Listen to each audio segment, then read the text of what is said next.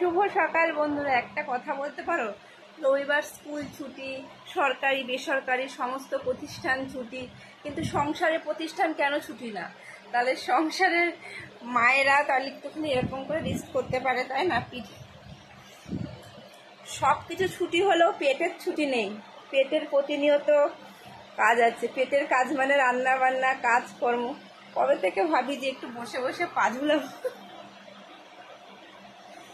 বাড়িতে থাকলে শুনবো রবিবার ছুটি আছে, ছেলে বলবে রবিবার স্কুল নেই, ঘুমাবো, ডাকবে না।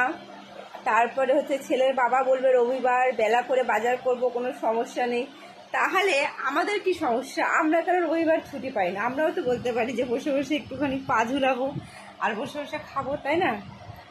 তা হবে না, এই 4 আঙ্গুলের কপালে তা নেই। ভালো আছো সবাই? মাঝে মাঝে ক্যামেরার সামনে এসে একা একা কথা বললেও কি হয়, মনে হয় যখন একটা পোস্ট করে দিই না, তখন আমার অনেক সদস্য চলে আসে। এই কারণে একা আর মনে হয় না। তো রবিবার সবাই ভালো থাকো, সুস্থ থাকো, আজকের দিনটা যেন সবার ভালো যায়।